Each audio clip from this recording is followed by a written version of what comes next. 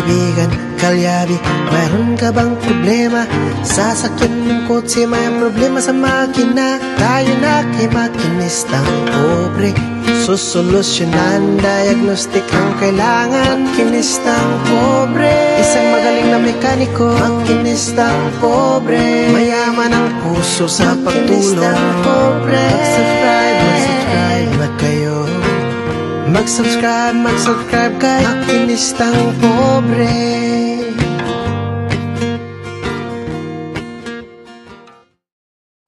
Alright, isang magandang araw po sa ating lahat, lalong-lalo na po sa ating mga subscriber dyan, sa ating mga OFW, sa mga panig na mundo. Magandang araw po sa ating lahat. So huwag kayong magtaka kung bakit marami po ditong sasakyan. Ayan, hindi po akin yan. Hindi po akin yan, mga kalyabe. Ayan, so nandito tayo sa, alam niyo na kung sino po yung nagbigay po sa akin ng sasakyan, kundi dito po sa Three Kings Auto Garage, at mayroon po tayong sinerbisan dito. So ito mga kalyabe ay napaka-importante po ito, lalong-lalo na po para magkaroon po kayo ng ideya at kung bakit nagbabawas ang priyon ng inyong mga sasakyan. So ito mga kalyabe, nandito tayo. So ito yung ating ginawa. Ayan, so medyo madilim lang. Yung hose, ayan, bago na po. Kita nyo, bago ang hose. So hindi ko napakita kanina dahil nga apat po ang ginagawa natin. So isa, yung expander, itong Mirage, dalawang Mirage, at saka isang Subaru Legacy. So yan, tapos na po ito. Electricals, nagkabit lang po tayo ng fog lights. So angel eye fog lights ang kinabit natin dito. Ayan. So napakaganda po niyan. Pailawin ko lang para makita ninyo. Yan po yung pinakabit sa atin, yung fog lights. Ayan. So dalawa po yung kabilaan. Naka angel eye fog lights na po siya. Ayan. So nagkaroon kasi ng problema. Ayun, yung dating nagkabit is mayroon pong grounded dito. So yung pagka-spline ng wirings dito ay hindi maganda at hindi magandang pagkabalot. So kung hindi natin napansin ay maari pong masusunog pa itong sasakyan na ito. So which is na napaka-importante sa talaga na ma-inspection yung mga wirings. So lalong-lalo na ito. At ito po, alam nyo naman, sa financing po ito. So ayaw ng Three Kings Auto Garage na masira po sila sa kanilang mga customer. So ito, inayos natin yung kanyang harness wiring ng kanyang fog lamp. So okay na po at nabuo na po natin yan. So hindi natin napakita kanina. Ito, tapos dito kakabit tayo ng hose. Ayan, so ito ang tinatawag natin na suction hose, mga kalyabe. So higpitan lang naman na natin dito. Yan. Yan. So hinihigpitan ko na lang, binabalik ko na lang to.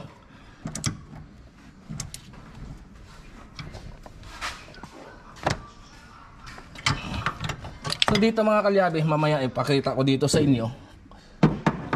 Baka sakali mayroon kayong mga Mitsubishi Mirage. So dito papakita ko sa inyo, i-check ninyo diyan mamaya yung hose. Ayan. So masayad po kayo kasi yan dyan sa chassis. Ayan. Kung mapapansin nyo, ayan, dikit na dikit siya. Mamaya may gagawin po tayo dyan para lumayo siya ng konti, bahagya, para hindi na po siya maaapektuhan tuwing mag-vibrate po ang makina at hindi mabubutas yung kanyang suction hose. So kapag nabutas kasi yan mga kalyabe, mauubusan po yan ng prion. Ayan. So ito naman, itong Mitsubishi Expander is, ayan, compressor po yung may singaw. So singaw yung body ng kanyang compressor. So palit na po yan ng bagong compressor. So hindi kasi ako nagre-repair niyan mga kalyabi, hindi po ako nagre-rely sa repair kapag compressor, aircon compressor, lalong-lalo na at ito binibenta. So hindi po natin yan inaalaw yung repair or remedy. So ito papalit na lang tayo ng bago. So yan po yung aming napag-usapan dito, papalit ng bago. Ayan, so medyo pawis ang aking kalbo. Ayan. So, ito mga kalyabe, medyo masikip ang ating ginagalawan. Ayan. So, ipapakita ko na lang sa inyo mamaya kapag nakabit na po natin. Kaya medyo masikip at ako lang po mag-isa ngayon dito yung gumagawa. Wala po tayong kasama ngayon dahil si Daddy Oms ay nasa bahay po nila. Pahinga muna siya ngayon dahil wala tayong masyadong gawa. Ayan.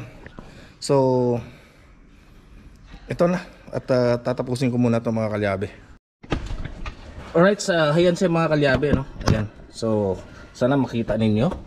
Ayan, tuturo ko lang. Ayan. So, inangat ko na po yan. Dikit yan kasi dito. Ayan. Inangat ko siya konti. Para hindi po siya tumama dito sa chassis. Para hindi siya mabutas. Ayan na po. So, inangat ko siya konti. Tapos dito, may bracket pa po yan dito sa loob. Ikakabit pa po natin yan.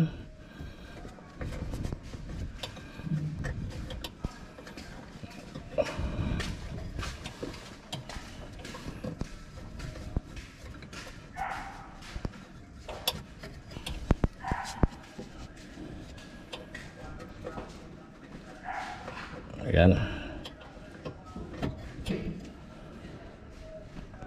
So medyo madilim lang po mga kalyabe. Wala sana malaglagi ang ating camera.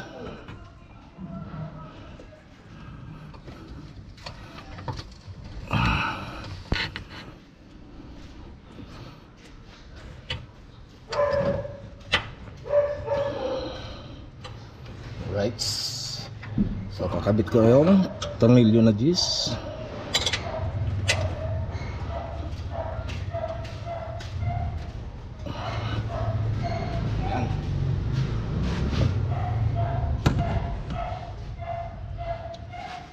Ganyan siya mga kalyabe.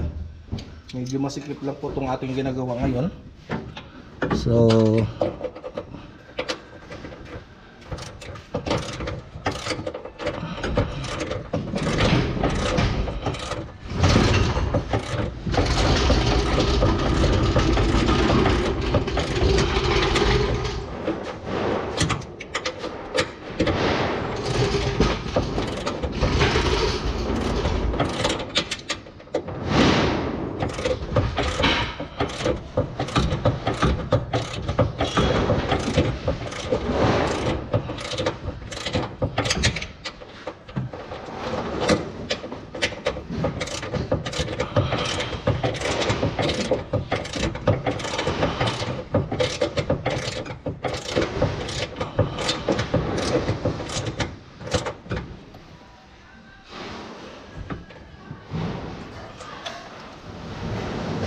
So angat na po siya sa kanyang body. Ayan. So ngayon magkakarga na po tayo ng Freon.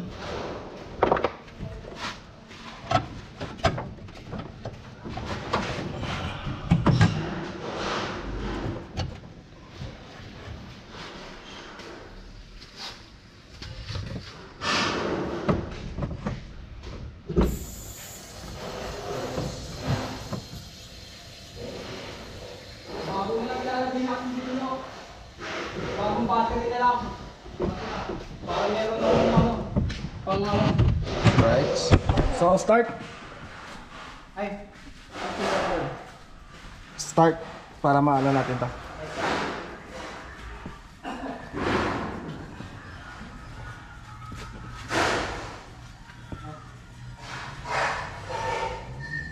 Ayan, so dito mga kalyabe, ito walang problema tong isa. Kasi dapat ganyan yan siya. Ayan, nakaangat. Angat yung kanyang compressor. Ayan. So layo niyan. Kumpara natin dito, dikit na dikit.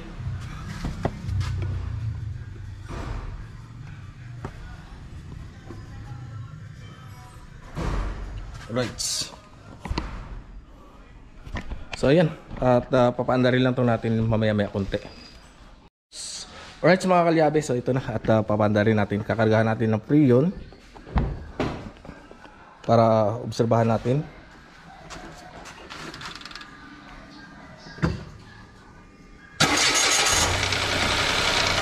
Aircon.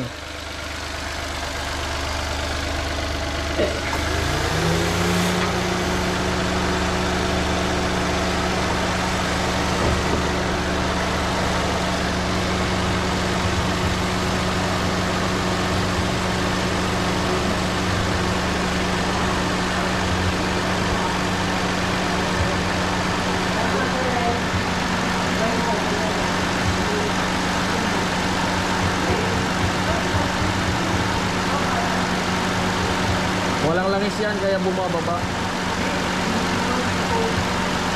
Sumisingaw na?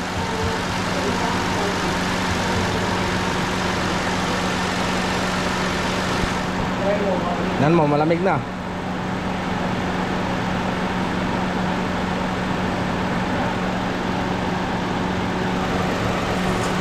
Alright, so observe na lang natin to mga kalyabe, kung magbabawas pang priyon o hindi.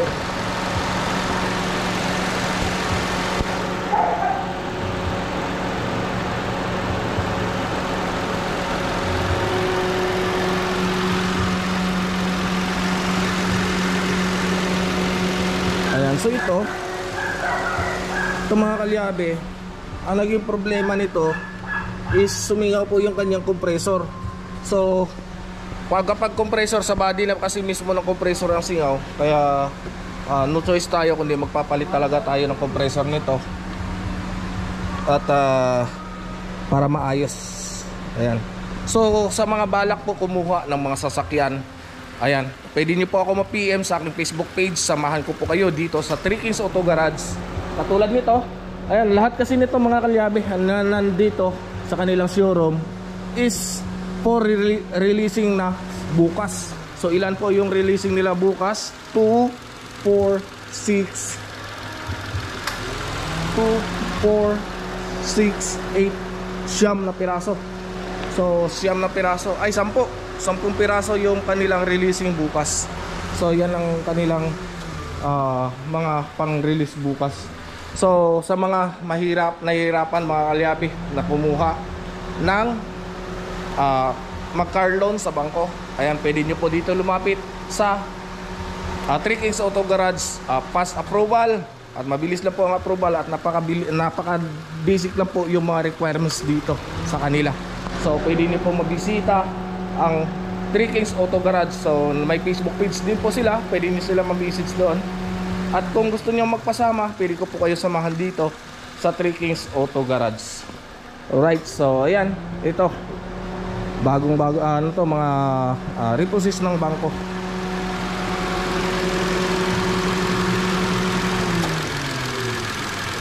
Alright, so ang ganda ng automatic ng aircon nito. Ayan, so yan lang naman naging problema nito, nabutas lang kanyang hose, minor lang.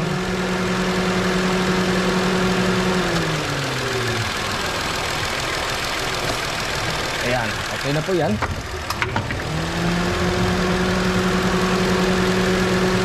At bukas ay hatulan na po ito, marirelease na po nila ito.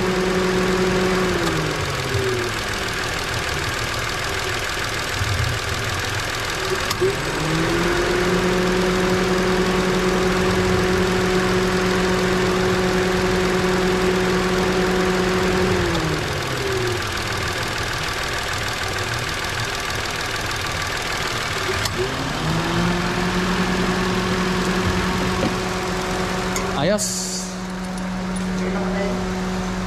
Pwede na. So ayan mga kalyabe. So dito, ayan, nagpalit tayo ng panibagong wirings nito at inayos natin yung wirings talaga nito ng Mitsubishi Mirage na to. So bukas release na rin to. 10 pa lang release bukas, no?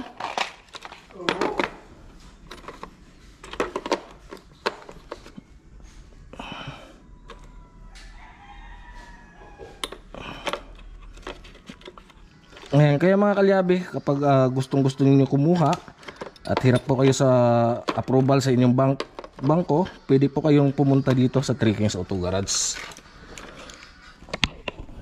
Ayan, hanapin nyo po si Nico. Kasi siya po yung kanang kamay dito.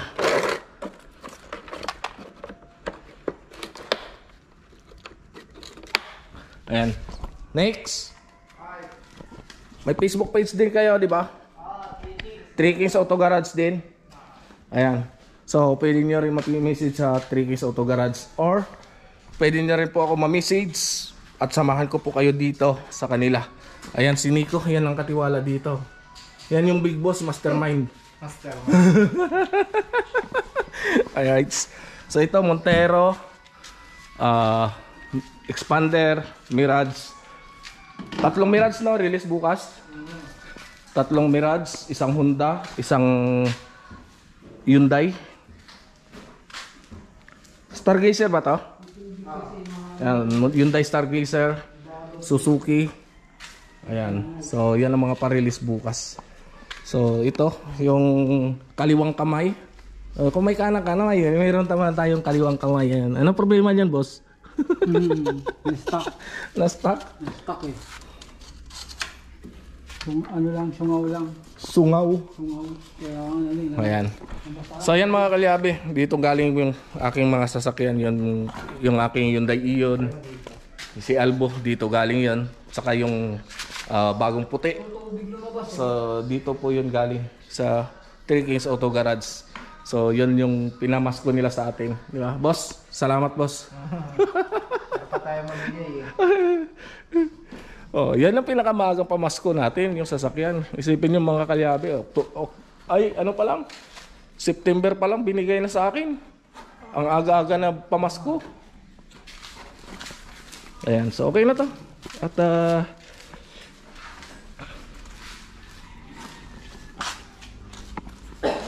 wala na tayong gagawin ngayon. Yan lang naman, minor lang naman, checking. So, checking lang kasi, for releasing na kasi lahat. So, chinik na natin lahat at wala na mga issue. So, yun kasi mga kalyabi ang iniiwasan natin ng Three Kings Auto Garage. So, yung magkaroon ng problema yung sasakyan or yung unit na i-release nila. So, kaya lagi po nilang pinapacheck sa atin bago i-release para sigurado. Alright, so ayan, at hanggang dito na lang muna yung vlog natin at maraming salamat po sa inyo. Bye bye.